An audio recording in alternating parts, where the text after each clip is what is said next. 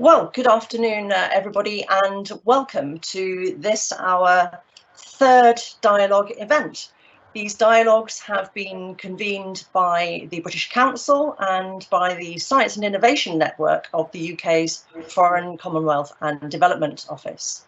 My name's Susan Watts, and I'll be moderating this evening's discussions. I'm a science journalist by background. I worked at the Newsnight Current Affairs programme of the BBC for nearly 20 years, and now in strategic science communication.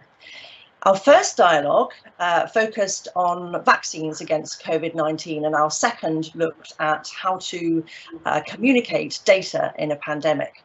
And this evening we're going to be looking at future pandemic preparedness, no time to wait, on AMR, antimicrobial resistance. So tonight we're taking a more forward look and hoping to really gather expertise as the world attempts to learn lessons from the COVID-19 pandemic, and really looking at how we best equip ourselves against future pandemics. So some of those lessons are simple but powerful, like infection control.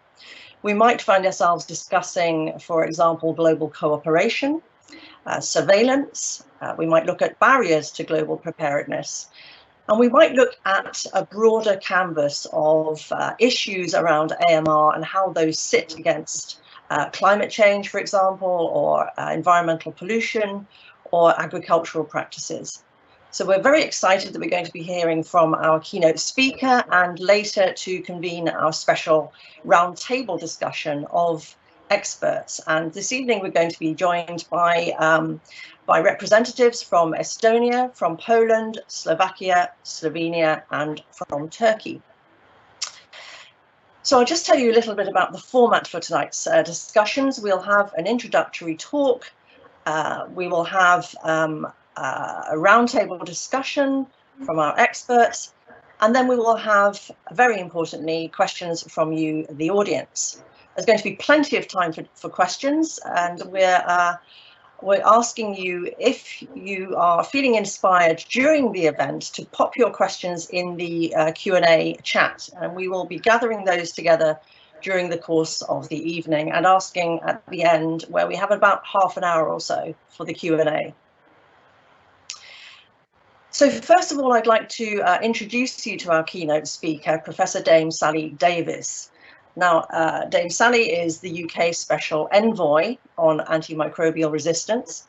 She was Chief Medical Officer for England and Chief Medical Advisor to the UK government from March 2011 to September 2019, and now advocates globally on AMR.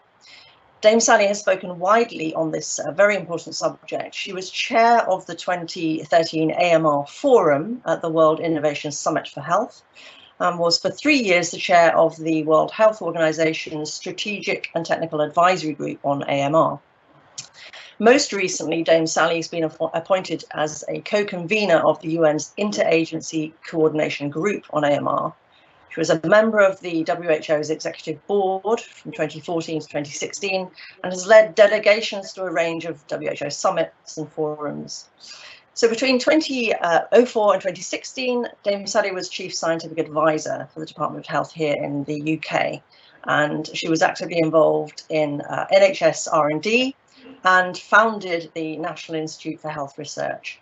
She was elected a Fellow of the Royal Society in 2014 and is a member of the National Academy of Medicine in the US. So I'm delighted now to ask Professor Dame Sally Davies to address us on pandemic preparedness, no time to wait, on AMR. Thank you very much, Susan, and my thanks also to the UK's Science and Innovation Network for bringing us together today. They do an excellent job all around the world, seeking global solutions to global problems, bringing science, research, health, environment and development together to make a difference to development, prosperity, to security. I always enjoy working with you, sharing best practice around the world, but actually also learning as I join you from our international partners. Also, thank you to the British Council, whose collaboration and endeavour to build connections around the world shows us the truth. We are better when we work together, and your work across the world couldn't be more appropriate. And so it's great to have you here tonight as we address this truly global issue, which isn't just about science, it's about the humanities, it's about behaviour too. You bring science to life and bring cutting-edge research to the fore of people's imaginations. And I look forward to meeting and discussing with our panelists, and I expect I'm going to learn from you too, and I hope we partner going forwards. So as you heard from Susan, I'm speaking today as the UK's Special Envoy on AMR, a role I was appointed to by the Prime Minister to work with international partners across the world to tackle AMR, antimicrobial resistance. This demonstrates how much of a priority AMR is for the UK, but actually also for the World Health Organization and the United Nations, including the Food and Agriculture Organization, and, though not United Nations, the Organization for Animal Health and UN Environment Programme. I'm hoping we're going to include all of you in the number because, you know, AMR is a priority for patients and vulnerable communities now, and increasingly as we go forward. In my career as Chief Medical Officer, I led our response to Ebola. I oversaw the Novichok tragedy and introduced actually the sugar levy to tackle obesity. But it's AMR that remains mine and the world's biggest challenge. And this is really important at the moment because here we are in the midst of not just one pandemic, but two. COVID is that acute pandemic with media headlines and diptels dominating it by it. But AMR is that chronic, silent pandemic, the slow one, that continues to grow in the background and round the world. I remember as a young doctor seeing a woman who was bright yellow with jaundice and saying to her husband, "But why didn't you bring her earlier?" And he said, "What do you mean?" And I said, "Well, she looks like the bird, the canary, she's so yellow." It had happened slowly over 6 weeks. He had not seen the change. This is like the cancer that caused that jaundice in that poor woman who, of course, died of it. Both COVID and AMR are having devastating, far-reaching impacts, not just on local and national health systems, but actually on every sector of society, economy, security, trade, and behaviour is impacted one way or another. So if we want to protect the planet from another COVID-19 or any one health threat stemming from pathogenic microbes, then we've got to get ready for the AMR pandemic by strengthening infrastructure and systems to address it. We need to start by knowing about AMR, what it is and how it evolved. So actually, antimicrobial resistance is a natural phenomenon. It arises when microbes, which can be bacteria, viruses, fungi, parasites, all the microbes that can cause disease, become resistant naturally by chance to the drugs or antibiotics that usually treat them. Then the microbe with the resistant gene can divide and spread both across the world, but between humans and animals. And those genes can hop from one type of bug to another type of bug. And this threatens how effective our treatments are to common but previously life-threatening illnesses such as TB, malaria and pneumonia, and how safely interventions such as caesarean sections and organ transplants can be carried out. Do you know that for the 1 in 5 cancer patients who are hospitalised due to infections during treatment, antibiotics mean they can be cared for effectively? Antimicrobial treatments are the bedrock of modern medicine. We don't want to lose it. They should be classed along with water and sanitation as infrastructure for health. Did you know that as of 2019, approximately 38 million people were living with HIV? And as of June 2020, 26 million had access to retroviral drugs. But as I'm going to discuss later, resistance to those is rising. Yes, our treatments are becoming less effective due to their overuse by humans, animals, including fish, and crops across the world. This is compounded, especially in developing countries, by a lack of access to the right treatments, but also to clean water and sanitation and to healthcare facilities and farms with good infection prevention measures. In some respects, it's odd, isn't it? Antibiotics have become a sticking plaster for weak health systems or a preventive measure for unhygienic living conditions. After all, they're much cheaper than hygiene. One example is the research project in Uganda, exploring how workers in informal urban settings turn to antibiotics as a societal safety net to manage recurring bouts of acute illness that would otherwise prevent them from working and earning. Sadly, like COVID-19, AMR has and will have disproportionate economic consequences for people in developing countries, where the health systems are often weaker and much needed regulation harder to enforce. AMR is really a big development issue. Our predictions are that nearly 90% of all AMR deaths will be in Africa and Asia by 2050. AMR picks on inequality and thrives on it. Over 70% of the world have no community wastewater treatment or even sewers. So most fecal matter goes directly into surface and groundwater, often via open drains. So clearly, people who live in places without waste management are regularly exposed to not only nasty bugs, but easily to AMR. Resistance can be detrimental to those who've never even consumed an antibiotic. And, you know, these deaths are already happening. They're here now. Every year, at least 700,000 people lose their lives to drug-resistant infections. And that includes 23,000 in the US, 33,000 in Europe, and also over 60,000 newborn babies who die of neonatal infections, that's sepsis, in India. Even though each of these deaths could be prevented, and this figure is going to rise to 10 million by 2050 if we don't take action. The trajectory is dreadful, either in terms of death or antibiotic consumption, which is one of the drivers for AMR. A world-first study funded by us from the UK, the Wellcome Trust and Bill and Melinda Gates Foundation has just been published using geospatial modelling and using household surveys to estimate that global antibiotic consumption increased by 46% between 2000 and 2018. Some of that's development. It means people are getting access and they're going to benefit, but a lot of it is misuse. And this indicates a worsening picture even before the current COVID pandemic exacerbated inappropriate antibiotic consumption. A study focused primarily on China, US, Italy and South Korea, covering the first major wave of COVID up to June 2020, indicated that around 75% of COVID-19 patients receive antibiotics, despite the fact that only 3.5% and 14.3% of patients, when they're hospitalized, have bacterial co-infection and need antibiotics. This is where policy making faces the stark realities of pressures that clinicians are under in hospitals over the world. And we do understand. I'm a doctor. I remember the front line. You have to do what you think is right.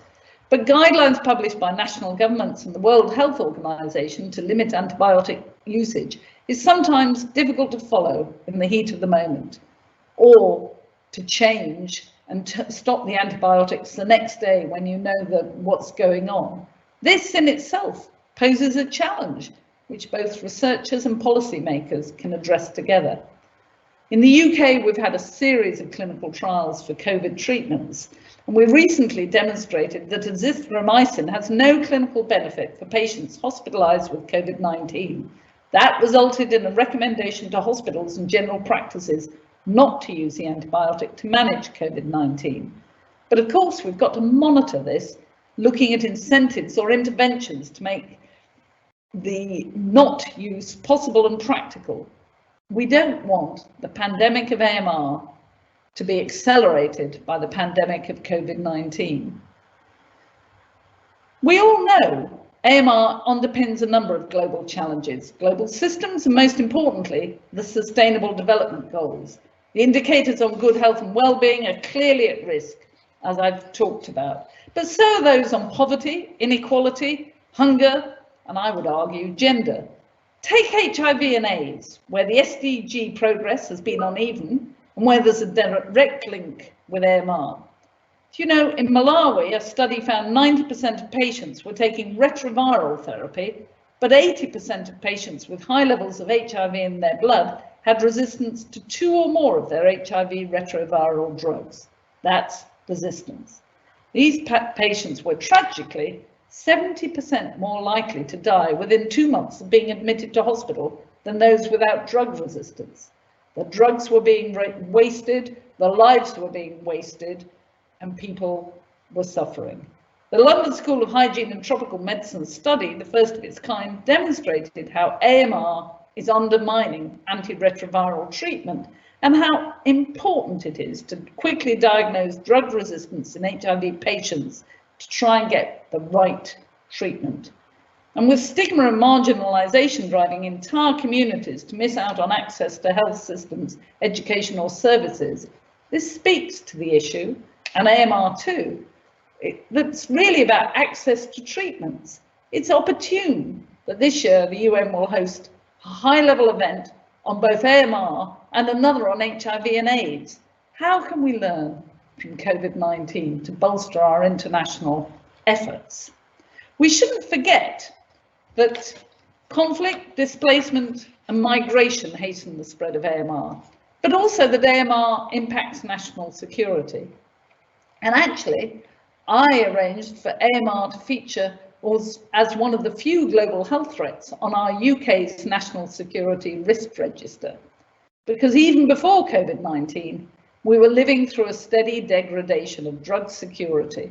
The shortages increased by 60% between 2017 and 2019, and the fragility and fragmentation of the supply chain has worsened since. Right now, over 10% of all drug shortages listed by the US Food and Drug Administration are for antibiotics, driven either by demand surge or by trade and production limitations. As an example, in 2017, an explosion at one of the 2 factories that make it, one in China, led to an international shortage of piperacillin tazobactam, an antibiotic used to treat a range of conditions, and I used to use in my leukemia patients. I'm a haematologist. The 3-month stock out cost our UK's National Health Service over £30 million. This isn't sustainable, not for the UK or for global supply chains. Nor is the fact that scientists are finding AMR in even more and worrying places. Last year, the world's largest study of antibiotics in water found that over 2/3 of over 700 samples from rivers from 72 countries contained antibiotics. Most of the highest values were found in Asia and Africa, including extremely high levels of metronidazole found in a river in Bangladesh at concentrations 300 times higher than those the AMR Industry Alliance suggested as safe environmental concentrations. And in the Ganges, at pilgrimage time, the levels of ciprofloxacin in the river reached the levels we want to treat patients in their plasma. We're polluting our rivers. It's destroying humans and animals who depend on them. And I'm also worrying about marine plastics that spread drug-resistant microbes in the biofilms that grow on them through our oceans, driving AMR and biodiversity loss. And an example is in the Salish Sea, antibiotic-resistant bacteria have been found in porpoises and seals and beached mammals. And we've seen the same in stranded whales in the Philippines. Moreover, a local team at the University of Exeter on the south coast of England, in their rather aptly named Beach Bum study, found in 2018 that regular surfers locally in the UK are 3 times more likely to have antibiotic-resistant bacteria in their guts compared to non-surfers. These studies are fascinating. They're a great start, but we've got to move to action and to enable a fully integrated One Health approach. We need more evidence and surveillance in environmental and agricultural settings. Our climate disasters, seen tragically this year in the Australian bushfires, are compounding the issue of AMR. Many of the wildlife that were issued were treated with antibiotics, but that drives AMR and limits our capacity to treat animals for other diseases, like koalas for chlamydia. And if drug-resistant infections take hold in food animals and we don't or can't treat them, this could lead to widespread and completely avoidable culls and a knock-on impact not only on farmers' livelihoods, but possibly even on systemic food security. Our food chain element is essential because human public health and food security depend on animal health. And more than 60% of human pathogens, are of animal origin, likely, as we know, including COVID-19. So our health systems have coped with COVID-19 at an unrepeatable health, economic and social cost. But surely as we build back better, we've got to start by strengthening our health systems so they're resilient, responsive and fair. And in many ways, our preparedness is agnostic. It doesn't care about the pathogen. It's about the strength to cope with any number of global health challenges, not just COVID, but including AMR and others. Our Prime Minister set out a 5-point plan to protect humanity from another pandemic, including one we know that's already happening. And that's why AMR is a key priority in our G7 presidency this year, as we work with the global community to prepare for future pandemics. We are pushing for better stewardship, that's looking after the existing antibiotics, and pushing for reinvigorating the development of new ones too, while making sure the antibiotic supply chain is safe, secure and transparent and has shared standards we can all rely on. But we have to recognise that health systems, medical products, data, innovation are global public goods with positive externalities. We need innovation, access, stewardship across the entirety of the value chain. The expertise and capacity of the likes of UNICEF and the Serum Institute have been invaluable for COVID-19 manufacture of vaccines and distribution. But unlike vaccines, our antibiotic pipeline is empty and desperately needs innovation, including for financing and procurement. As it stands, most new antibiotics are not available in all parts of the world. Of the 25 new chemical entities developed between 1999 and 2014, only 12 had registered sales in more than 10 countries. Low and middle income countries don't benefit from novel antibiotics because country by country registrations too complex, too costly. On the other hand, new antibiotics aren't often registered and available in high income countries due to the lower burden of drug resistant infections. So some new antibiotics aren't even registered or sold in the EU or Britain. For instance, plasmomycin and, I can never say these, ormidacycline. My aim for governments and industry is to see antibiotics as more than just a single prescription or a profit margin, but as I said, essential infrastructure.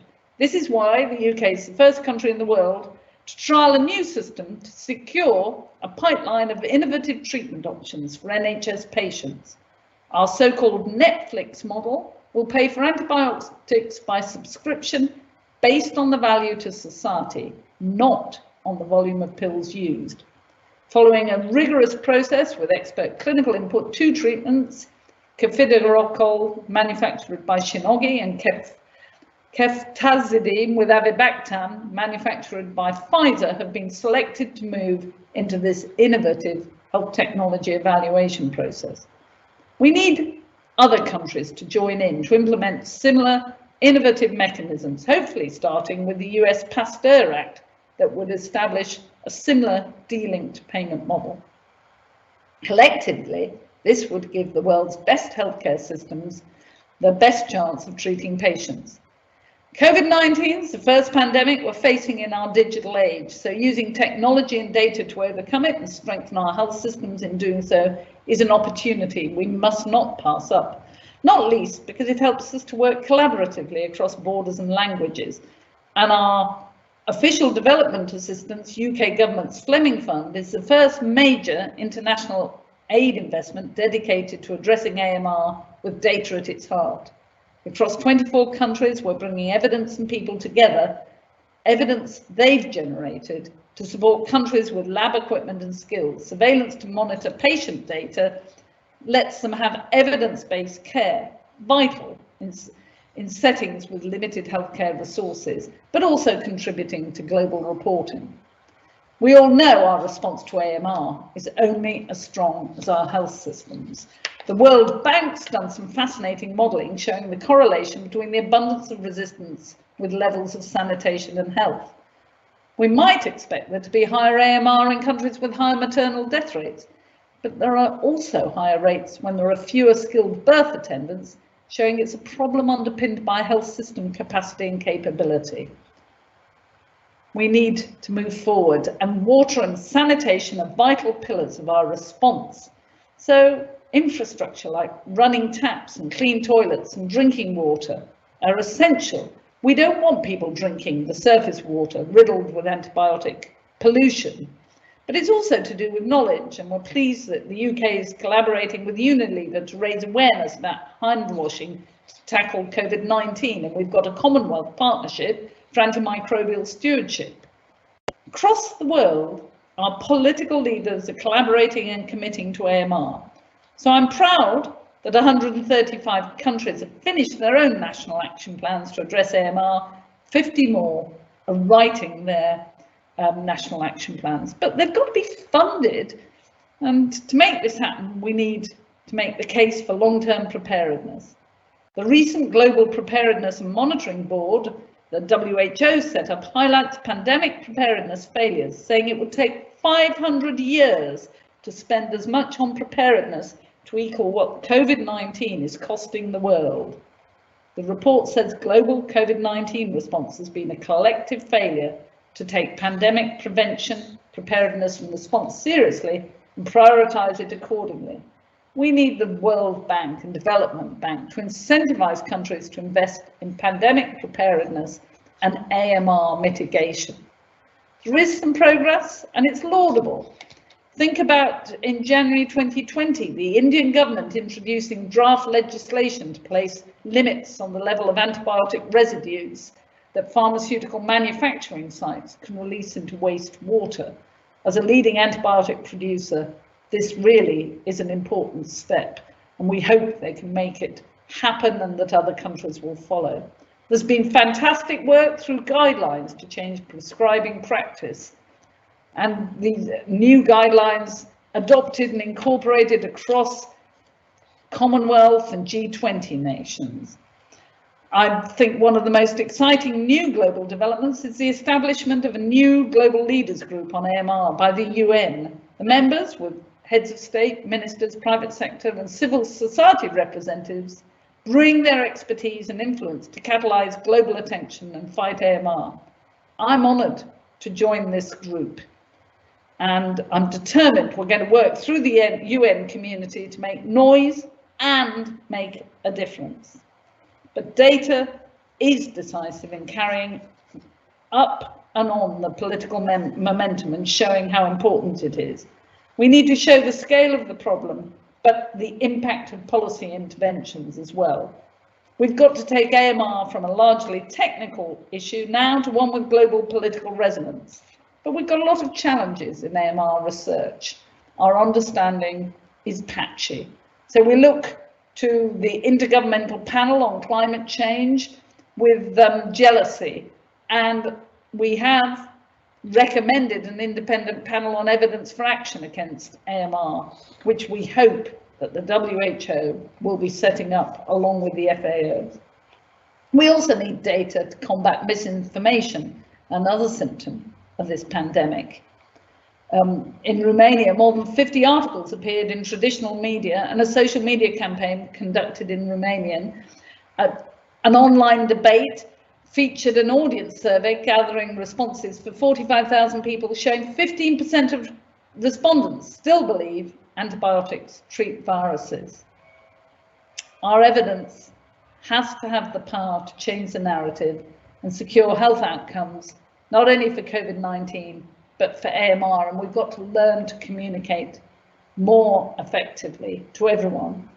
Almost to the day, it's now 1 year since the UK's Foreign and Commonwealth Office issued its first warning against all travel in response to COVID-19. This was the first time the FCO had completely advised against foreign travel. I hope it is the last time, but it may well not be. Global threats do not respect borders, which is why our interventions to prepare must likewise break out of the box, the national actions. We've got to think innovatively and we've got to act collaboratively. And that's where everyone comes in, and this panel will be able to help us. Thank you.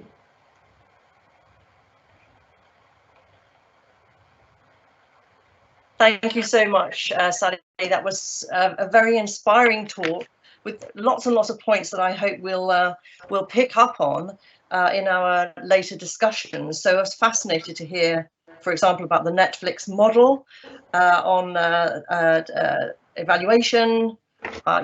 You mentioned One Health. I know that one of our roundtable speakers at least has some experience there, so we'd like to pick up on that a little bit. And of course, you mentioned the G7 presidency, and maybe we can discuss later what success would look like as we come out of the G7 presidency. But now it is time to turn to our roundtable speakers. And what I'd like to do now is just introduce each of our speakers in turn. And I'm going to tell you a little bit about each speaker, and then they will tell you a little bit about themselves and their research, and also any initial observations that they make as a result of listening to Sally's inspiring talk there. So our first roundtable speaker is going to be Bojana Beović. Now, since 1986, Professor Beović has been employed at the Department of Infectious Diseases at the University Medical Center in Ljubljana in Slovenia. She's been working in intensive care and as Assistant Medical Director of the University Medical Center. She was the member of Patient Safety Working Group at the European Commission from 2006 to 2009, and for the past 2 years has been President of the Intersectoral Coordination Mechanism for Prudent Use of Antimicrobials at the Ministry of Health. During the pandemic, she served as Chair of the Scientific Advisory Group to the Ministry of Health. Her main focus of professional and scientific interest is antimicrobial stewardship and infections in surgery. Bojana. Now, Bojana, you are muted. Thank you. Yes, thank you very much for introduction. I'm really glad to be here and to listen again to the inspiring talk by Dame Sally. I'm not sure if she remembers, but we had a very successful symposium at the ECDC conference in Malta in 2018, I think, and I was the chair of this symposium where Dame Sally gave a really inspiring talk. We are quite famous then in ECDC for this symposium on behalf of you, of course. So thank you for this opportunity. That's great. So I've just introduced our second roundtable speaker, and that is going to be Agata Starosta. Now, Dr. Starosta is researching the detailed inner workings of a spore-forming bacteria called Bacillus subtilis. I'll let Agata explain to you the detailed inner workings part. In 2018, she was awarded a fellowship for young researchers from the Ministry of Science and Higher Education in Poland. And in 2019, an award from the Polish Prime Minister for an outstanding thesis. She's collaborated with a Nobel Prize winner and with industry with a company called Tetraphase Pharmaceuticals in the US, studying an antibiotic called Eravacycline. There we are. I'm having just as much trouble as you, Dame Sally, on these pronunciations. Now, in spring this year, Agata is moving her lab to the Institute of Biochemistry and Biophysics at the Polish Academy of Science in Warsaw to start new projects on the regulation of gene expression in antibiotic-producing soil bacteria. So, Agata, if you'd like to tell us a little bit more. Thank you very much for having me here. Yeah, I was very honored to get invitation for that. So since my PhD, I worked on protein biosynthesis, And so one of the topics which I was studying quite a lot was antibiotic mechanism. So antibiotics which are targeting translational machinery, and also antibiotic resistance mechanisms. So and so I have like a personal touch a bit to the AMR, since as a child I participated in a clinical trial for azithromycin when I was quite ill. So this was like, and later on I had a publication mechanism of action of this drug. So that was kind of, it made a circle. And from, if I could just at the beginning say one of the comments on AMR, I think what is often forgotten is that AMR is a natural phenomenon, since most of the bacteria produce some sort of antibiotic to be able to control their niche, and by using antibiotics in the wrong way, we are just selecting for those bacteria which have a particular AMR, and that's what's often forgotten. And that's also what is surprising for many researchers who are studying microbiomes, that they find many antibiotic resistance even in very old samples. So in my lab, we also do some of these studies, but so yeah, it should be remembered that it's a natural phenomenon. Okay, so that's it from me now.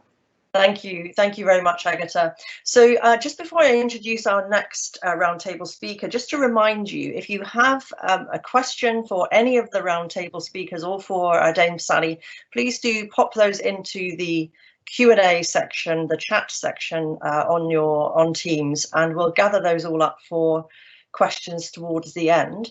But now on to our third roundtable speaker, and that is Tomasz Semeś.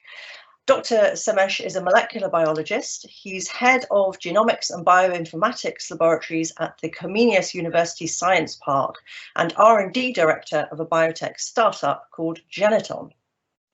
His research focuses on the human genome and on the genome of microbes. He and his team developed a non-invasive prenatal test, allowing the detection of a wide range of chromosomal errors by analysing only the maternal blood.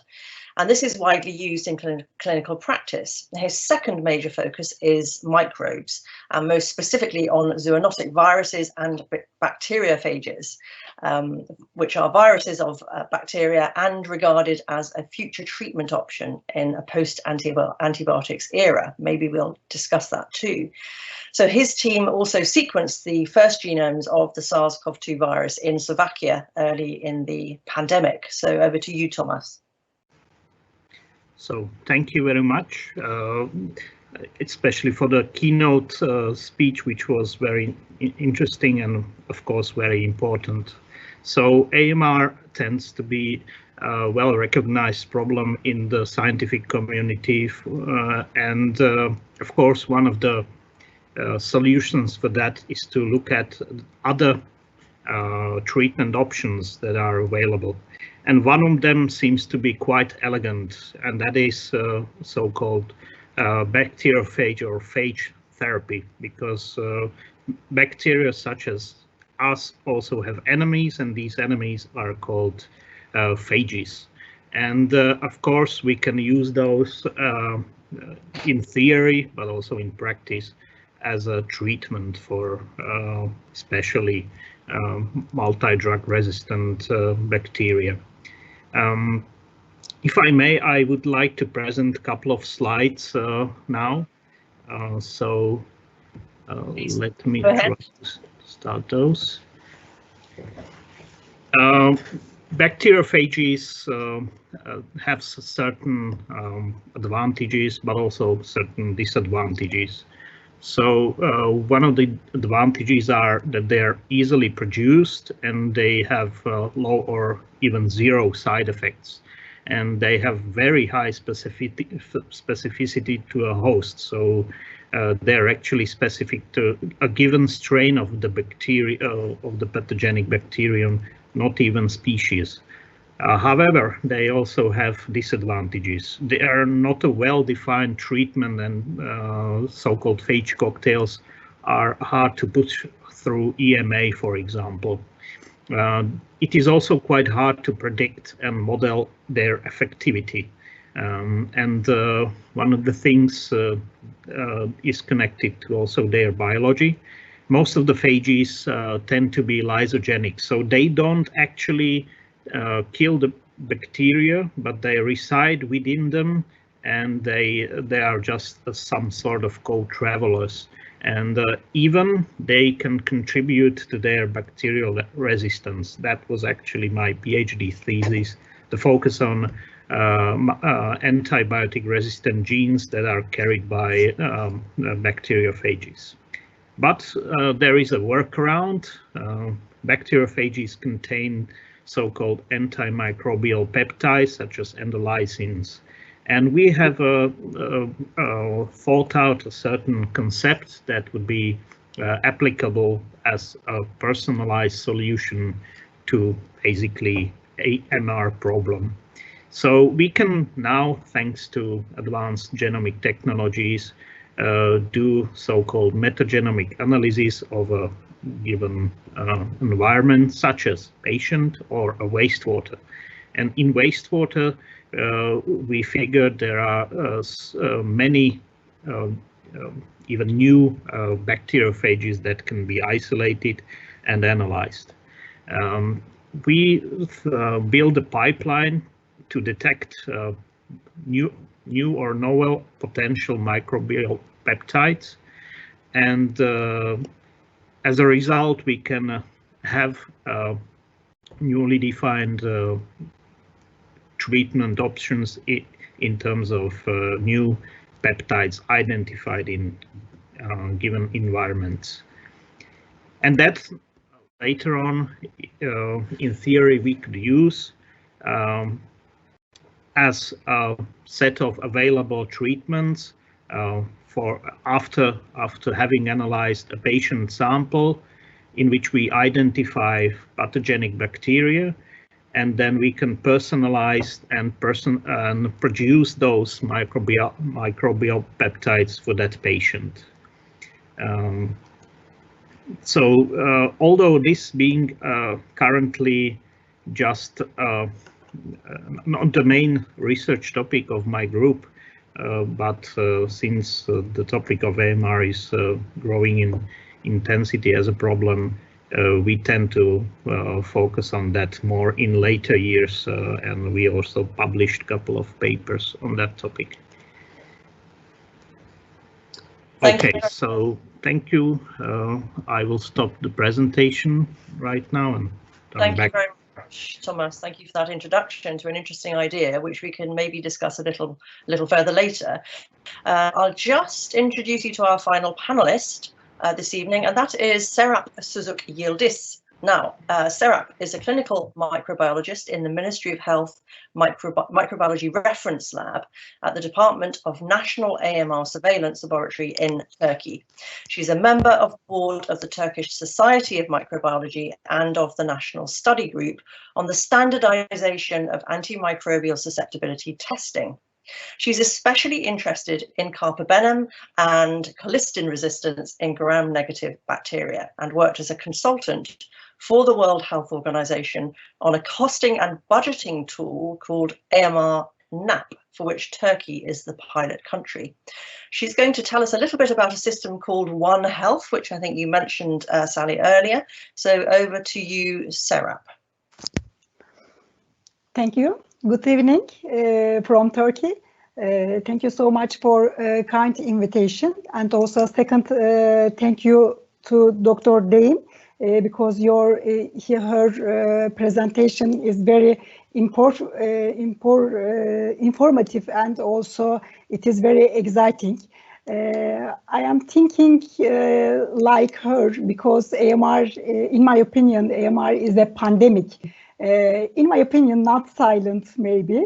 It is big pandemic, and also it was very too old pandemic actually, and it will be too new pandemic maybe in future. So we should manage to AMR, and I am thinking about national action plan is important for manage to AMR.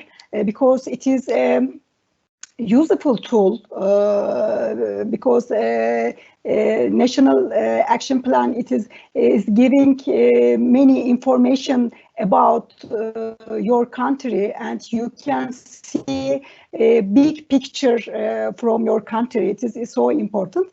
And I am working especially laboratory-based surveillance system. And I believe that surveillance system is important for management of AMR again, because surveillance system, if surveillance system is working very good, it will be maybe warning system, early warning system maybe. So we are working many different surveillance systems. As you know that Syrian refugees, there are a lot of Syrian refugees in Turkey. We started to very new surveillance system. It is a pilot study now, but we are collecting samples from Syrian refugees and also Turkish citizens. We will prepare the report, I hope, in this summer.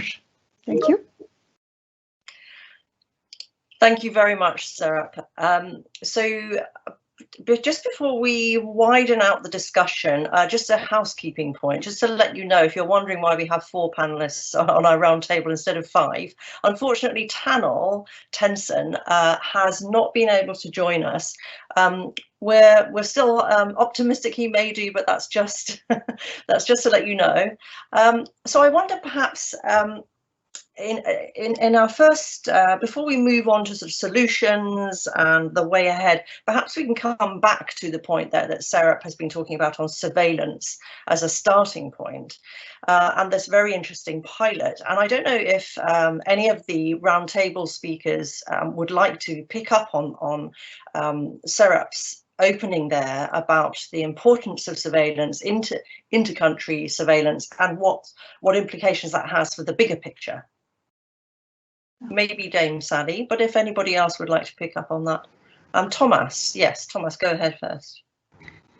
So we are currently involved in SARS-CoV genome analysis, but following the same route, it might be wise once we are over the pandemic that we do use the same technology for actually surveilling for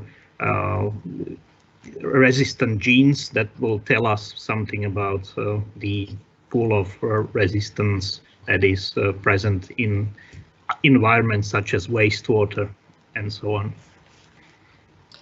Yes, very exciting. The technology, I mean, however awful COVID has been, technology is moving fast and we are learning to do things at speed. And the rate all of you experts are managing to do the genomes of SARS-CoV-2 is fantastic. And if we can keep that going, because we're going to need it for a while yet on the COVID-19 work, but then start to build it on bacteria to start with, but moving into your type of metagenomics, it would be fantastic. We would learn so much more.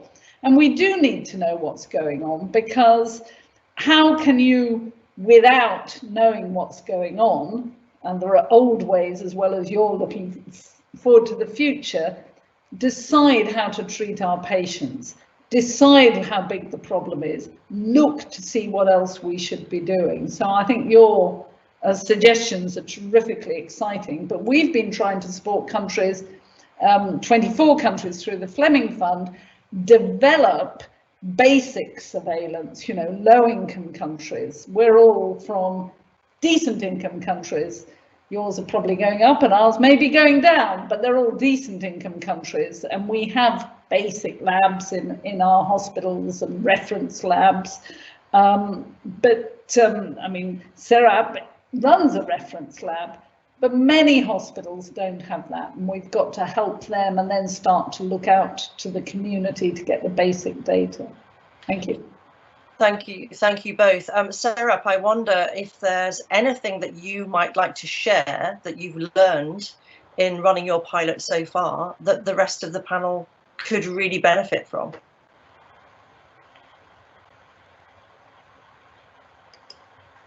Yes, I know this pilot study is very important for us, and also it is important for this region because we never know that refugees, the state of refugees, the rate of refugees, AMR, we don't know, but it is the first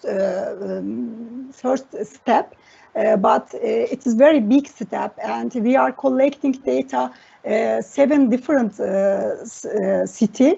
These cities are very crowded with Syrian refugees, but we are collecting samples, both Syrian refugees and also Turkish citizens. And we collected nasal swab and also patches, stool sample. We are collecting Staphylococcus aureus and also E. coli. And it is very exciting study, and I am waiting all results, but we will explain the all results in summertime, in this summertime. But it is very important for all of us. Thank you very much, Sarah. That's very exciting. We'll look forward to seeing those results. I wonder now if I can just bring in Bojana. I think you maybe this may be a good opportunity for you to reflect on some of the thoughts that we've been batting around so far with your slightly broader perspective. Any thoughts on the initial talk from Dame Sally, or on this crucial issue of surveillance? You're muted, Bojana, unfortunately. Thank you very much, sorry, for giving me the word. Yes, I would like to extend a little bit the talk of Dame Sally in the direction of the relationship between the COVID epidemic and AMR. And at the beginning of the epidemic, there was a debate on what will actually happen.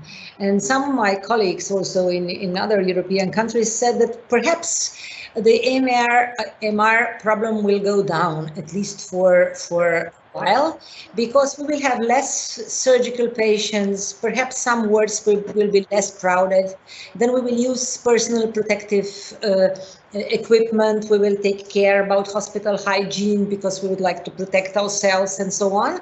But I must say that some of us were still quite worried that the opposite can happen as well.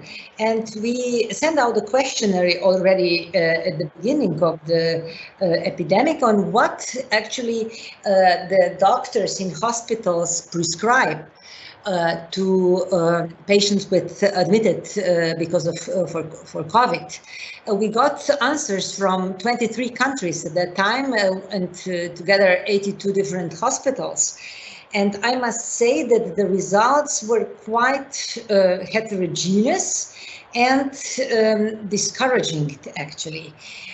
In most of the countries, at least 80 or 70, 80%, and in some countries like North America, all patients who were admitted for COVID received antibiotics already upon admission. And also the pattern of the antibiotics we saw in this questionnaire was really broad spectrum. Many patients who were admitted for COVID, not for secondary pneumonia, from the start got fluoroquinolones, combinations of beta-lactams, azithromycin, fluoroquinolones. So this was a bad sign, so to say. And when time went on, at least in our country, we observed quite a lot of resistant bacteria. We never had problems with carbapenem resistance. Now we have. We have outbreaks of Acinetobacter resistance to carbapenem. And for this reason, we are now working on a point prevalence survey to see what's going on in our hospital. And we also included 2 hospitals in Italy and a hospital in Belgrade and also in Croatia to see if there are any international differences. But the preliminary results from the 2 Slovenian hospitals showed exactly the same, as I said, an increase in resistance and, of course, broad spectrum antibiotics used in many patients. So I don't think that we will follow this optimistic pathway towards less resistant, at least for a period, but it may happen that actually the COVID pandemic fueled the AMR problem. So. Thank you very much, Bojana. I'm aware that Agatha, yes, I was going to. Could I add something to that? Yes, please. Okay, I think so. I don't think in Poland we really have a good surveillance on what's going on with AMR during the pandemics, but I'm quite sure that it must have risen up quite a lot. So first of all, people are self-medicating since it's very difficult to get to GP. So whatever you have left from previous infections, you will just take. And it's usually not, the therapy is not long enough. So you will, of course, I mean, you have an increased chance things will happen. I mean, you will select for some AMRs.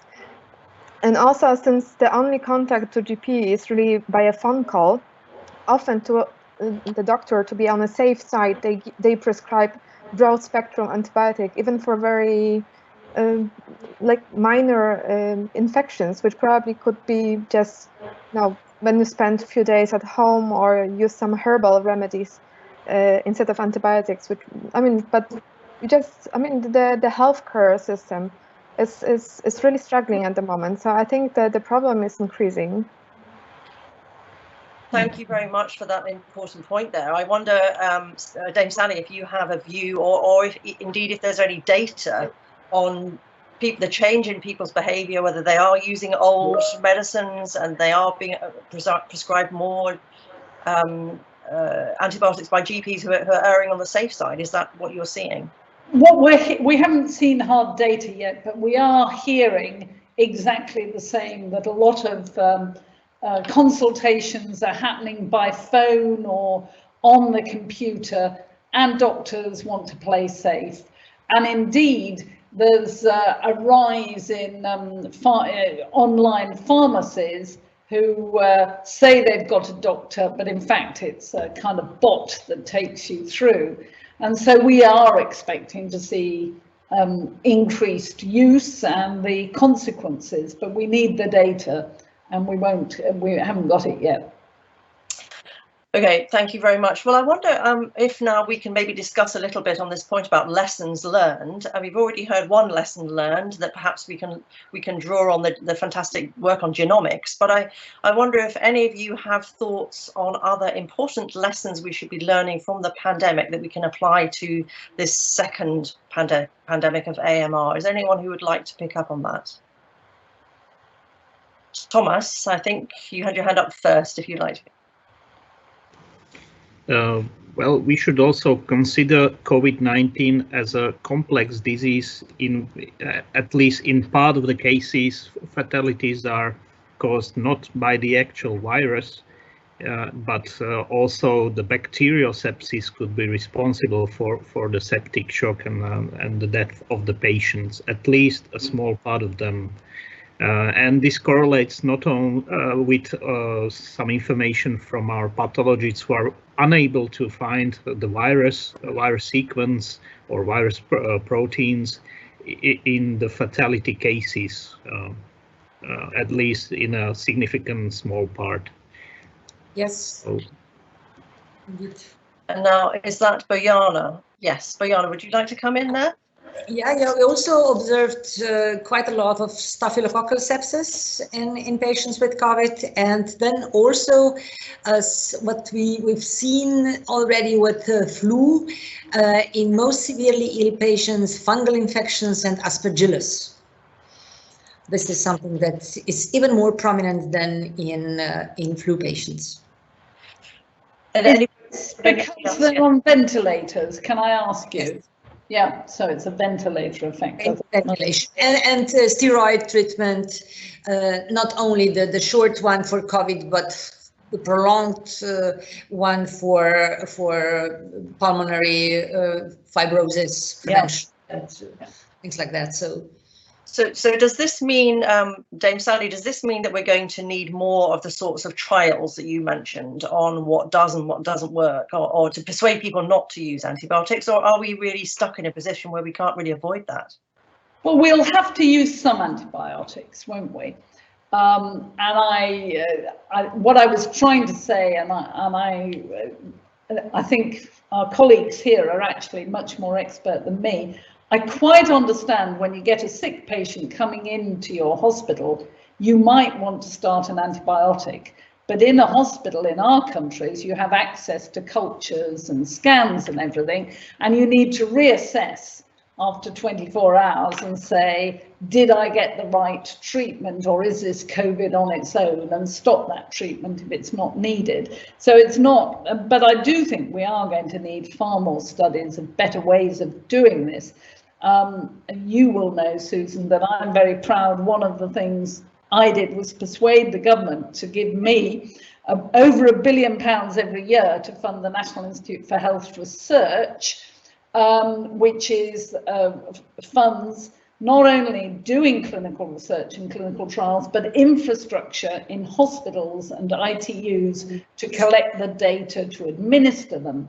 And so led by clinicians out of Oxford doing the thinking and doing the stats and everything, we've used this network, and we're just rolling through trial after trial. And you see the value of this, because I remember when someone said, oh, they're trying dexamethasone, and I said, oh, do you think that will work? I'm not sure it will. And yet there is a cheap, effective treatment. Another one is convalescent plasma. And I said, oh, that should work. And we got our blood transfusion service getting high titer plasma from recovered patients. And I think they got, well, I know they got hundreds. I think they got about 600 patients into the study before the data review committee said, actually, this doesn't improve outcomes, it makes them worse. So we've got this system where we can roll studies through. I talked about the azithromycin one as being an important one. And I think if we find more in the infection area, we will want to put them through that system. And is there anybody who would like to come in on that point? I'm wondering personally whether, obviously this is a great thing for the UK, but is there some way to have more global application for that sort of approach?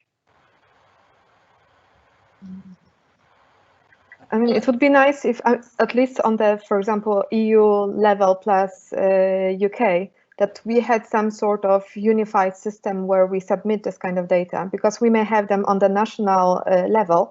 And also what is also important, because scientists, they often publish only what worked. I mean, now it's becoming more and more common that we also publish what failed. But I'd say from failure, usually you learn more than from the successful stories. And but it has to be unified, because otherwise, for example, if in Poland they publish in Polish, then somebody from outside can't really access this data. Even if it's open access, it's just not readable. And so somehow, I guess on the somehow continent level, it could be done. I'm quite sure. So. Thank you, Agata. I'm wondering, I mean, I would like to come on to some of the sort of new approaches, but on this particular issue of global cooperation, and Sally, you mentioned the G7 meeting. Might this be the sort of thing that you'll be pressing for, or is it too early for that? Or you're right. I smile because there is a track of work with the G7 health leaders, and remember that includes France, Italy, Spain, and the EU. as well as the UK, looking at clinical trials in pandemics, and so there is actually a strand of work going, led by some of our key people in Oxford. So I'm hopeful we will come out with the G7, and that means the EU as well, keen on this. And remember that next year Germany takes over as the G7 leader. So the way people work is you think you want to do something, so pandemics, clinical trials, AMR, but it'll only work if the next president is keen, and Germany will pick it up. So I'm hopeful, but it's never easy. Thank you. Now, Serap and Tomasz, would you like to come in on this point, or before we move on? Just an opportunity. No. Yes, Serap, go ahead. In my opinion, collaboration is so important. Sharing the data from all countries, but not only international. It should be intersectoral, because we need one health approach. So sometimes we couldn't learn about animal health situation. We don't know. Every scientist should know the data in both animal health and also human health, in my opinion. Collaboration is so important, but collaboration should be two sides, intersectoral and also international. Thank you. Thank you, Serap. Well, you've segued perfectly into the next area I'd like to look at, which is barriers to global preparedness. But just before I do that, Tomasz, did you want to come in on this? Just a quick comment. We see in the current pandemic that even WHO and WHO, as well as European Union, insist to collect globally the genomic data for the COVID isolates, basically at one concentrated and focused databases. So that would be an approach to tackle also this major problem. Thank you, Tomasz. Well, I suppose I'll just ask you all really whether you feel generally optimistic or pessimistic about some of the barriers to this increased global preparedness. I mean, how do we allow those conversations, intersectoral conversations that Serap was referring to, and get everybody talking? Is the answer some kind of broad umbrella organisation? You know, Dame Sally's AMR version of the IPCC? I don't know. You've obviously been thinking about this, Dame Sally. Well, how do you view it at the moment? Well, I did think, and many colleagues think, we need AMR Global, you know, which is a UN organisation, but it is a One Health issue. And if you put it in one place, then WHO, Food and Agriculture Organization, UN Environment Programme will all say, well, you know, it's their problem. And so we have to use the governance of these different ones to make it work. And that's what makes it really difficult, because we have to take each of them with us. And one of the things we're doing is putting AMR into the finance track of G7, as a matter of fact, because it is my experience that, maybe I'm not supposed to say this, but that health ministers don't have much power. And what we need is governments to recognise this is an issue for human health, which is where the deaths and bad health is, for the food chain and for our environment. And that needs discussions centrally. And health ministers have yet to show that they can cut through and make those debates happen. So the question is, how do we do that? Which was why we went to the UN in 2016 for a high-level meeting, why we have at the end of April at the UN half virtual high-level dialogue on on AMR in New York. But also we've got to think about the funding, and again, health ministers are not good at getting it. So today, the Financial Times published an article with the early thoughts of the Monti Commission. So Mario Monti was, anyway, a very famous Italian, and at the request of the WHO in Europe, he's got together an amazing commission of people. And one of the points they make is we don't spend enough on preparedness, not new.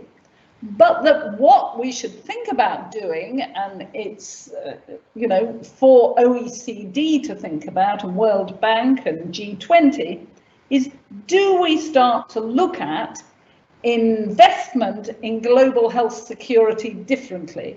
Do we see it as an investment rather than a consumable, an investment for the future?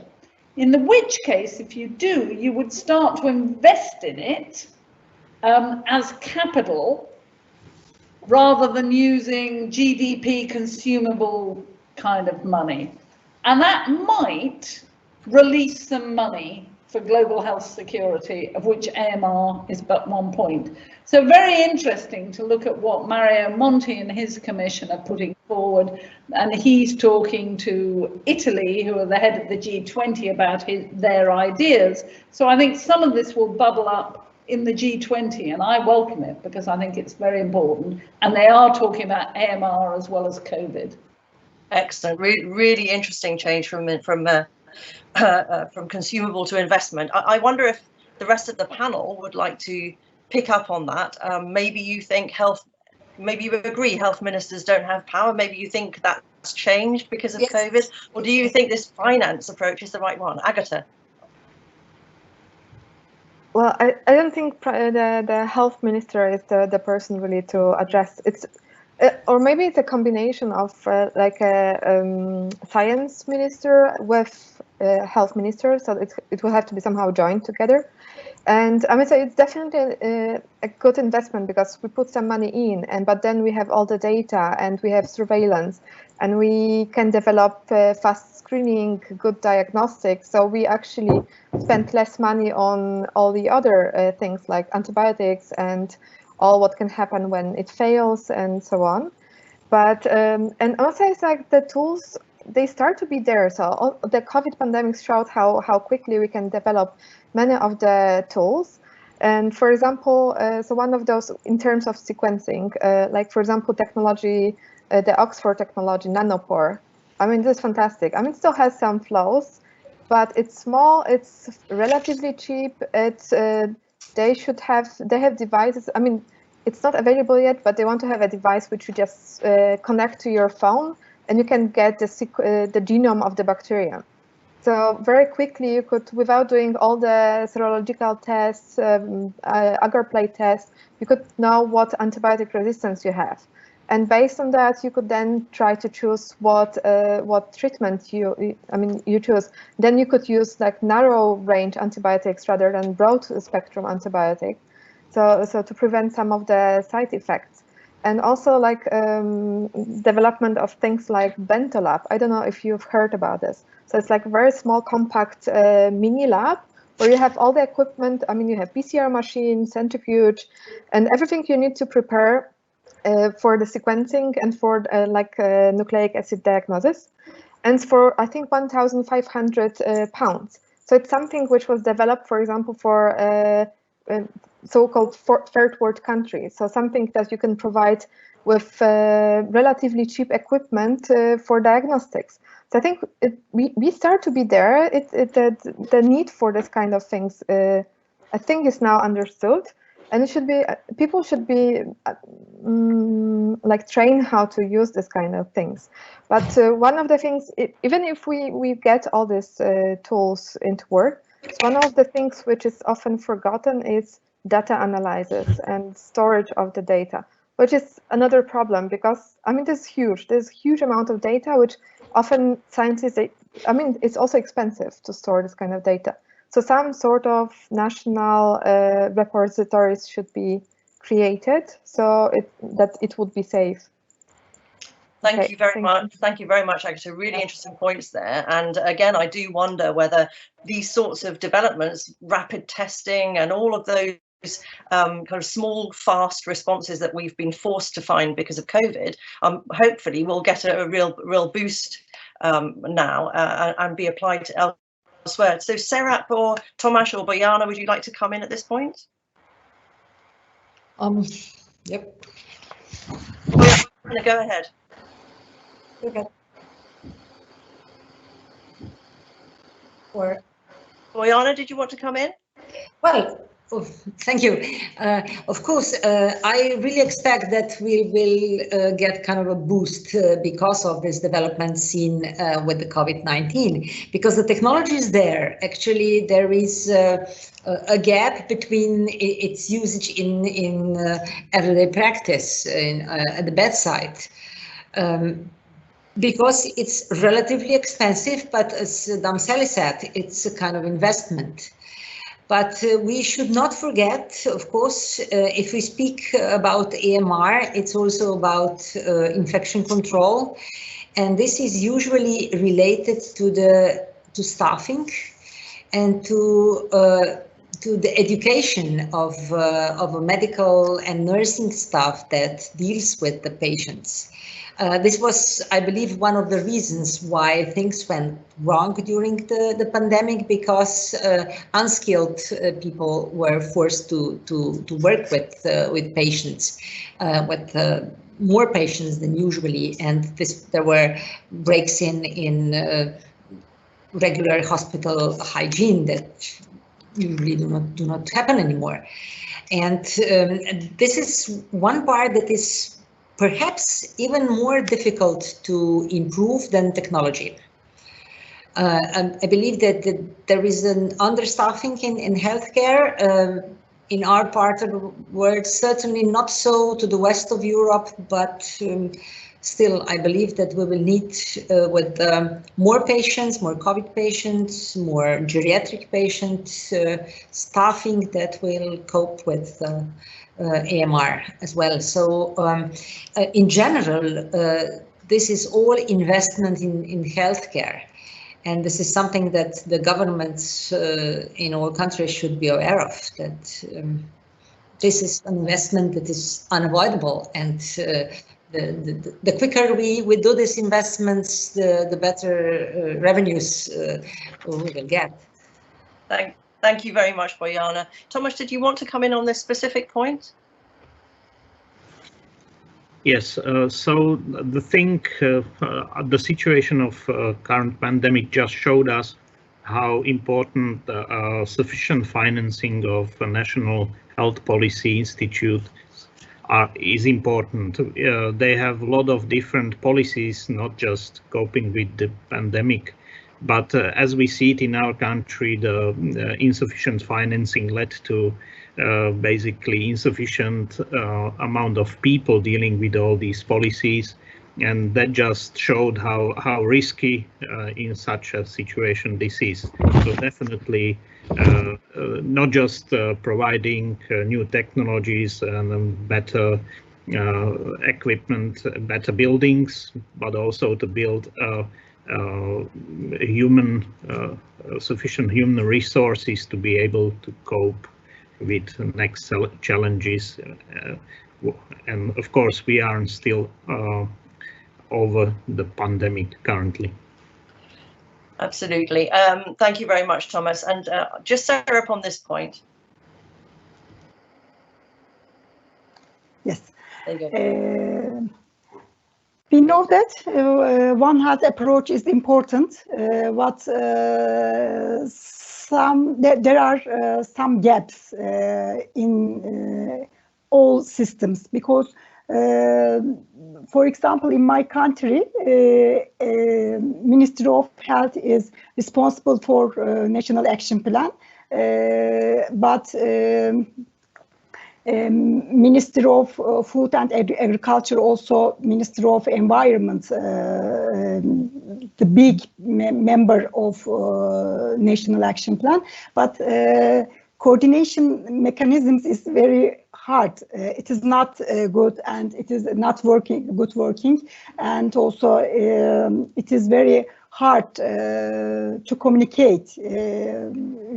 Sometimes we can speak different words. In my opinion, this is big challenge. The second challenge, in my opinion, costing and budgeting. But WHO has been prepared a tool for costing and budgeting for National Action Plan. Turkey was a pilot country, and also I was consultant for this project, and you can see costing and budgeting before implementing a National Action Plan. It is a good tool for it is like mirror. Excuse me. It is like a mirror. So it is important, but in my opinion, first is costing, second is costing and budgeting, first is communication and coordination. Thank you, Sarah. Thank you very much for that. Just before we move on to the Q&A section from our audience, just a final thought and just a few minutes I'd like to spend on preparing for what we might call the post-antibiotic era. So making sure that, as well as preserving our antibiotics, we're thinking about alternatives. So I know that, for example, Agata and Tomasz will have something to say on this, but perhaps if all of you would like to, for these next few minutes, just to think about even further ahead. So Tomasz, perhaps you'd like to start us off on how you think we should be thinking about the post-antibiotic era. So we obviously know that the way to reduce AMR problem is to reduce the use of antibiotics. And one of the keywords that I used was personalized medicine, which is currently mostly used with regard to cancer treatment or defining risk of individual to certain diseases. But the same concept could be used also for treatments such as antibiotics. So we definitely know about differential metabolism of different people for certain antibiotics, and that we can apply, of course, to basically specify the treatment for certain patient groups of patients and modify their treatment. So it's not just looking at the pathogen, but also to the host, to the human to whom we give the treatment. So I think thanks to the advancements in genomic technologies and, for example, what was already mentioned, the Oxford nanopore technology, which allows us to sequence a lot more cheaply than previously, I see a way to go in personalizing the treatment for treating bacterial pathogens. Thank you, Tomasz. I wonder if the rest of you agree there, or whether you think that sort of personalized approach will be out of the reach for people in the developing world, for example, for a while yet. Maybe, Sally, would you have a thought on that? Yes, you've found, well, there are two holes. I absolutely agree with Tomasz, but we need to spread it wider. That means even more than nanopore, and make it cheaper. But it goes hand in hand with development. At the moment, we're having difficulty getting access to antibiotics to some of these countries. So I worry. But of course, one of the solutions, and it's not the one you're expecting, is to bring back the early antibiotics. I'm told it's really difficult to get hold of the original penicillin V and G, and yet they could play a key role in some of these low-income countries. So to recycle back round and pull out some of these older ones might help us.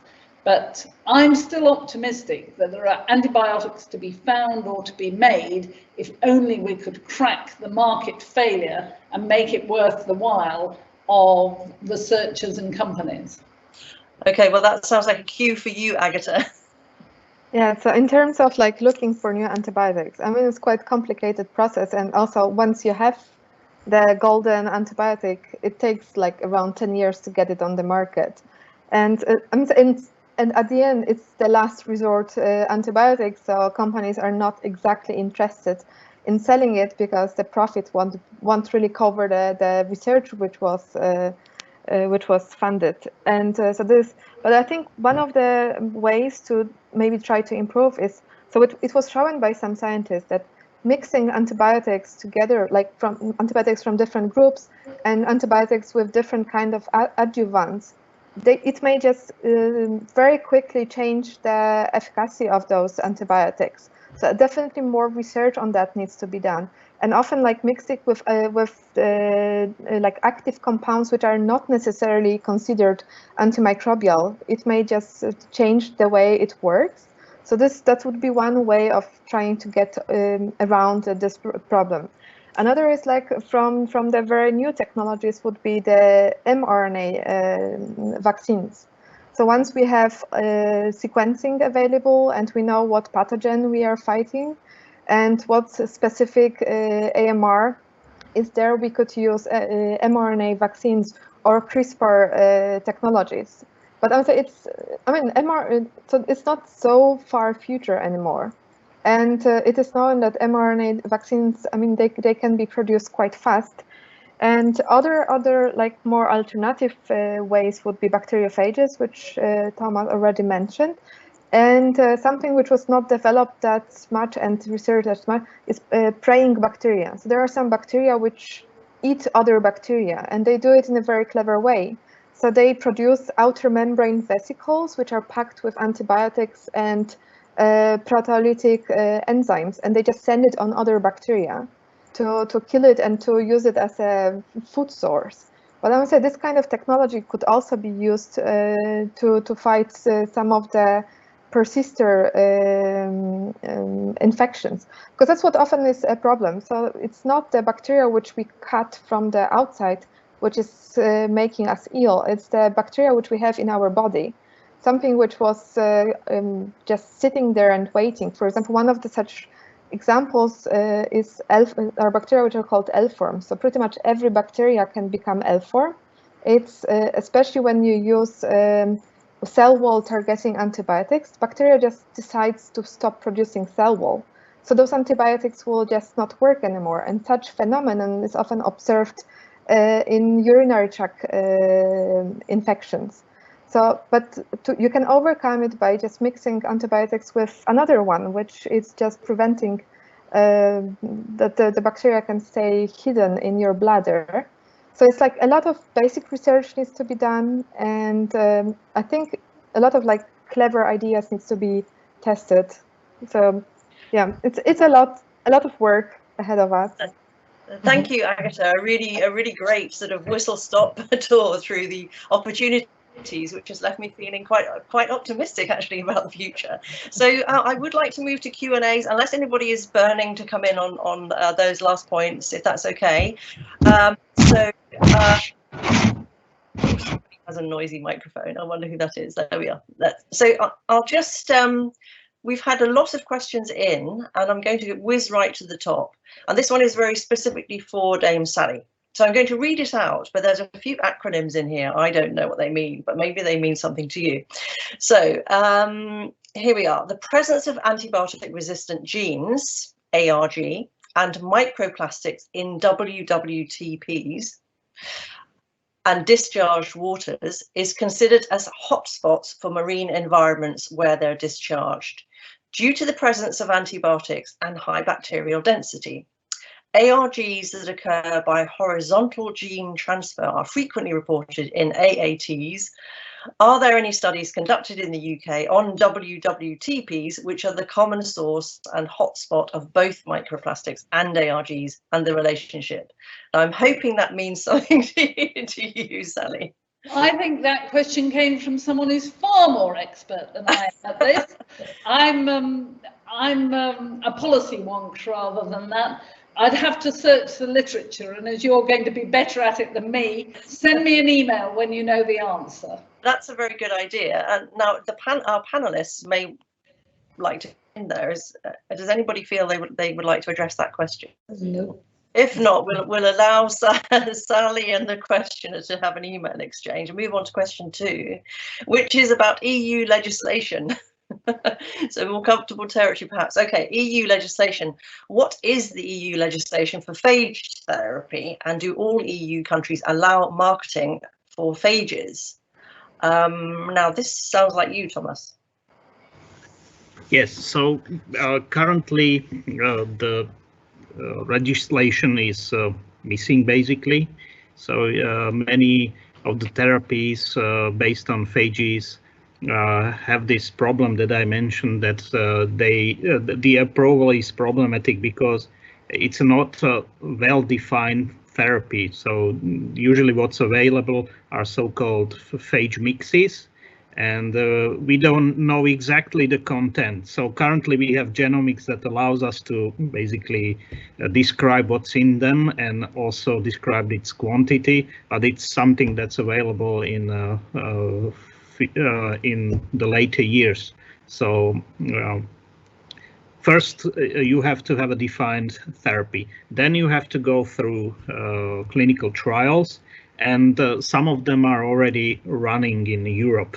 There aren't too many, about 19, and mostly out of the EU, but there are examples of running clinical trials. But it's a long process, so that would take 5 to 10 years to have a approved therapy once the clinical trials started. At least the intermediate results are very promising, so we should soon reach an approved phage therapy in the EU. But we see that phage therapies are used in countries outside the EU, and they are also popular in citizens of EU. So people are traveling for therapy to countries like Georgia, but also they're starting with this in California. I saw a couple of companies focusing on that. So, but I have to also stress that the groups that are involved in phage therapy research and development now report that the landscape is changing, and also the attitude is more towards having a less strict take on alternative therapies because they tend to work. Okay, so then the next question is again on phages, but if any of the rest of the panel would like to interject, do please raise your hand and let me know. So this question is what is your opinion on the emergence of phage-resistant pathogens? Thomas, if you'd like to go first. Yes, I could go first. So yes, phage-resistant bacteria are a problem for a future application of phage therapy. But we have lots of phages available that we can use, and we can also combine them with antibiotics. We can do cocktails of phages. So this would be a continuous development of therapies needed to cope with this resistance. But this would be an additional therapy along with those that we have already, and along with the future ones that were mentioned. Okay, I'm interested in this idea of combination use of either phages or combinations of antibiotics, because to the novice like me with a physics background, that sounds like a recipe for disaster because you're just throwing more out there. Would anybody like to come in on either the phage point or the combination point? Well, we usually try to avoid the combination of antibiotics as far as the antibiotics that we use in clinical practice. because in general that means even more a broader spectrum with the higher potential to select for resistant bacteria. So actually what we are looking after is to narrow the spectrum as soon as possible with, of course, with the help of the modern technology. And this is actually kind of a individualized or personalized therapy in bacterial infections, that you do not treat everybody with the carbapenem and glycopeptide, but that you streamline the treatment directly just for the pathogen that causes the bacteremia, the sepsis, or whatever in a few hours. Knowing with the use of the modern technology, we can identify this pathogen as soon as possible. So well, there are possibilities, of course, but these are novel compounds that may combine and perhaps block the bacteria onto different targets. But the idea of blocking, for instance, Pseudomonas on 2 different targets looks interesting, compelling, but actually in practice it is not helpful. Okay, Thomas, did you want to come back on that? Yes, so crucial thing is, of course, with every treatment to have it tested in clinical trials, which is expensive.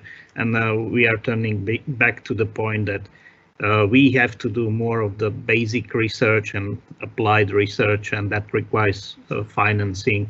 But as we see, it can be very effective. We saw that in the case of development of vaccines during current pandemic. So with proper financing and finding the right people for that, that can lead to a quick and effective result.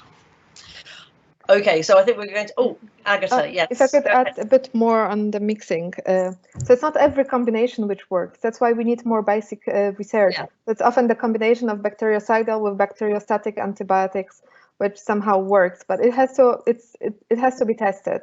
And so the good thing is that if we find the mixture which is promising, probably you don't have to go through clinical trials, right?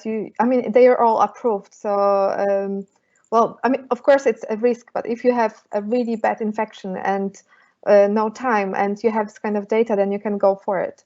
So, yes. Thank you. Thank you very much. So the next question is a change of scene, and this question is asking about livestock. So what effect does the use of antibiotics in livestock treatments have on human health? So is there anybody who would specifically like to address that one? I can start it off anyway. So the big debate is, does it matter? And we mustn't get into a blame game. What we know is that once animals are using antibiotics or are being treated with them, they will get resistant strains, which are then potentially in the food chain as they go forward. And therefore, it can be transferred. We know about that. But then, just remember that animals, and I include us, pee or poo more than 70% of an antibiotic out into the environment.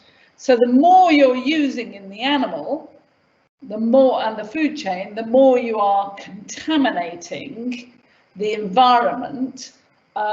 Hence this study's importance of 700 rivers, you know, and most of them having contamination and the water tables getting contaminated. I'm particularly exercised by fish farming because fish is the fastest growing protein for human consumption as the population goes up. Increasingly it's farmed, and while Scandinavia and Scotland use for their salmon and trout farming a mixture of 3 vaccines, most other fish, which often comes from Asia or China, actually just has antibiotics tipped into the fish farming waters with the feed.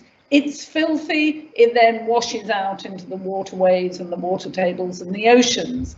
And so it's not just what happens to the individual animal, it's what happens to the bugs in the animal as they go through the chain, and the bugs and the antibiotics when they pass out of the animal. And then the final thing I'd say, and this is very British, and I'm not particularly soppy, but you know, a lot of antibiotics are used either for growth promotion or in chickens, for instance, instead of using cleanliness. And the animal welfare is horrible. So, you know, I know you can wash them with lactic acid and stuff, but it is very upsetting to see chicks that have antibiotics injected into their eggs before they're born, and then for the 28 days that they're alive, no cleaning of their habitat. Then they're slaughtered, they clean, and they start again. And the antibiotics are kind of that sticking plaster that lets them do that. So they're raising the risk of passing resistant organisms into the human, into humans. And there's a very nice association study in Canada showing exactly that happening. But the welfare issues are pretty immense. Thank you, Sally. A very, very interesting point. I wonder if any of the other panelists would like to come in. And I also wonder whether on COVID, again, our understanding of the origins of COVID and potentially animal farming and marketing practices, whether that will be a wake-up call that these need to change. Anyone on the panel have a view on that possibility, or on the use much more in livestock in general? Well, Bojana? Well, just a short comment. I do not know very much about it, but I know that in some countries, I know for the Netherlands, they do have kind of a stewardship programs for the farmers.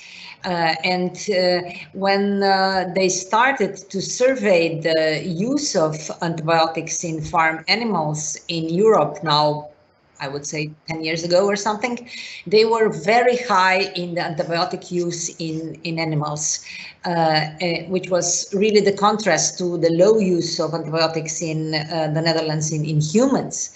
But then with the incentives, with the stimulation of farmers to use less antibiotics, kind of competition, the farmer, I think, was allowed to put a sticker on the products that this is antibiotic free and so on, made a huge difference. They are not at all anymore the leaders in antibiotic use in farm animals in Europe. They're at least in the middle or even lower. So this is something that could be done, of course. But with some investment, as we said before. Excellent, really interesting. Education and surveillance again. Yes, Agata. So I'm saying in Poland, some chains of supermarkets, they decided not to sell certain livestock. I mean, just grown and in certain conditions. So I mean, it has to be done somehow a bit more on the national level, but it has to come from, well, I mean, people need, yeah, exactly. Again, it's about the education. So people need to be told how things looks like, and then we can decide whether we agree on that or not. Okay. So what you're picking up on, which is really interesting, is the role of consumers and of investors. And the Americans have done this best with a consumer index of fast foods purveyors, you know. And Chipotle and Shake Shack come out top, and they have signs everywhere. We don't use antibiotics. McDonald's is taking them out by 2027. So they've done something that way. Meanwhile, we've launched from the UK government with an NGO, 2 NGOs, one called FAIR, one called Access to Medicines Index, and with the UN Principles of Responsible Investment, investor action on exactly this. And now investors who manage £4 trillion worth of investments in the food chain are refusing to invest in the food chain, the meat producers, if they use antibiotics inappropriately. So we need the education that you as experts provide and the arguments and everything, but then we can use consumer action and investment action to provide incentives to push for change.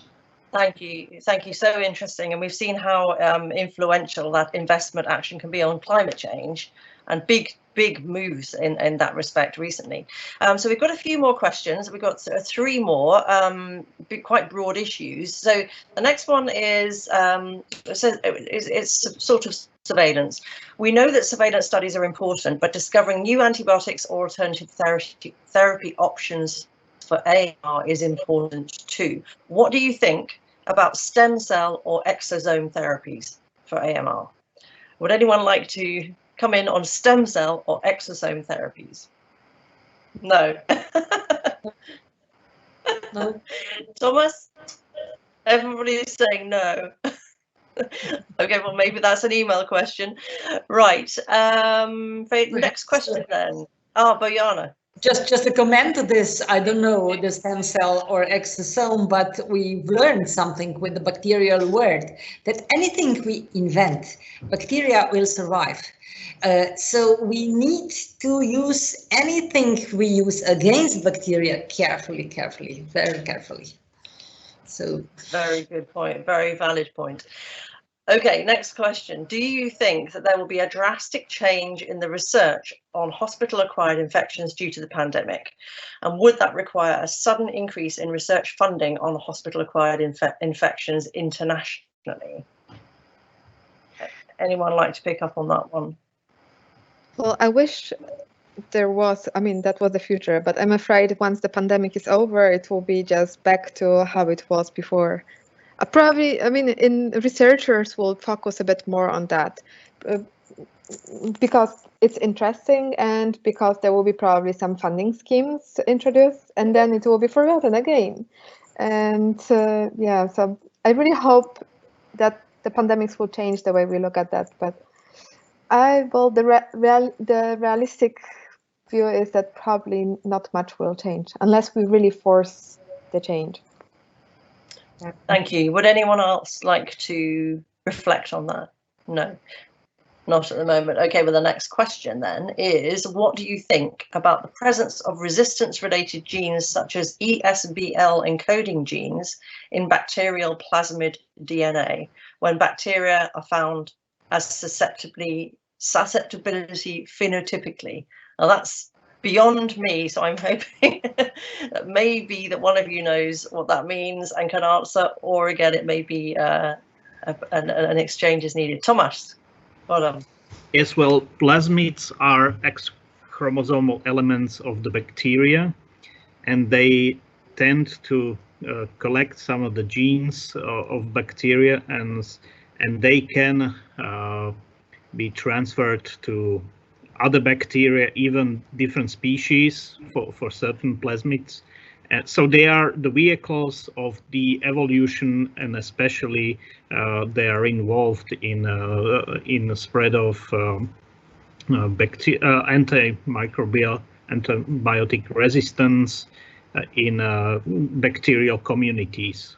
So yes, it's a major mechanism of evolution for the bacteria. They can be viewed as, at a certain level, as viruses, basically. Okay, I mean, this question seems to be asking about ESBL encoding genes in particular. Is that meaningful? It doesn't recall anything specific in me, but I would say it's some set of genes in an operon that are carried typically together. I understand. Okay. Next question is, what do you think about the effect of quorum sensing mechanism, like quorum quenching, for preventing the pathogenic microbial community formation? Can we design the microbial communities for fighting the pandemic disease? Does anyone know about quorum crunching? Yeah, quorum sensing, and no, I would say that that's something what I mentioned. So it's like, for example, using praying bacteria, because that's what they do. They sense quorum sensing molecules. So quorum sensing is a way for bacteria to communicate. So if they come from the same species, they have similar chemicals, so they can like sense that, well, I don't kill you. But if it's a foreign bacteria, then they know that they can sense kind of like a smell that somebody, like some bacteria which might be pathogenic or like a killer bacteria around them, so that they know that it's there. So some of those praying bacteria use this mechanism to kind of kill bacteria or control their growth in their surrounding.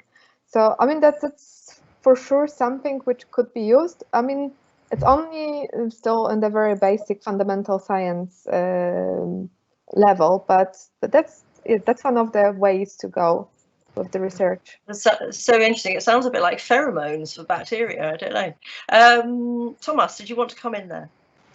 So that's pretty much how probiotics works, but maybe to comment more, we view maybe in this talk bacteria like only the pathogens, but most of the bacteria in our body, on our body, in our environment are just crucial for our survival. So they're mostly not pathogens, but are friends. And some of the friends sometimes turn into enemies, such as in the case of sepsis induced by COVID-19 severe disease. So we have to say that many of the phenomena that are involved in transforming into a pathogenic bacteria, we studied intensively already, but many of them we don't understand yet. So that's why the basic research and its funding again is just crucial to cope with AMR and associated phenomena. Absolutely. Thank you very much, Thomas. Well, we've got a lovely last question for you all, which is, do you have any ideas about the risk factors for microbes or AMR to human health during space travel? So maybe, Agatha, yes, go ahead. Well, so actually the microbes and space travel is discussed a lot, and it's a huge problem. So when the aircraft is sent to space, actually there are special procedures how to sterilize everything. So we actually don't take any of the bacteria out, because the major problems are spore-forming bacteria, like for example Bacillus subtilis, which I work on, or Bacillus anthracis. So it's the kind of the same thing. So these are bacteria which can form like survival forms, and so they are so strong that they can survive radiation, high temperatures, very harsh chemicals. So once you actually land on a planet and you bring those bacteria, well, there might be a chance they can actually colonize this planet. And then if we find life somewhere in space, is it life coming from Earth, or is it something which was there? So I'm saying with space travels, we don't want to pollute other planets. And so there's definitely a problem, and that's something what NASA and European Space Agency are like, they are really concerned about this. I don't know how it will affect human health. Probably it will affect a lot, especially that, for example, water needs to be recycled from astronauts' body fluids. So if someone is carrying a persister bacteria with resistance, maybe it can cause some problems. But yeah, in space, many things can happen anyway. So I think AMR is probably not their worst problem. But for the space exploration, that's definitely a huge problem. Thank you very much, Agatha. That was a great answer. So would anybody else like to reflect on the implications for space travel, or indeed for our exporting of our problems here on Earth to anywhere else in the universe? Maybe not a great idea. So if there are anyone with a final reflection, It seems not. Well, that was a very nice last question from our audience there. So thank you for that one. And thank you to our panel. You've been amazing at addressing such a broad spectrum of questions, issues, our lessons from the COVID-19 pandemic, how we might apply those to the silent pandemic or not so silent pandemic of AMR. And I think it's been a really fascinating discussion. At some point, the whole event recording and a little summary write-up from me will be available online, so you can spread this around to all those people who couldn't attend today, along with the other two COVID dialogues that came before this one. So it only falls to me now to thank you all for being such an enthusiastic panel and to thank our audience for such a great set of questions. Thank you, everybody, and good night.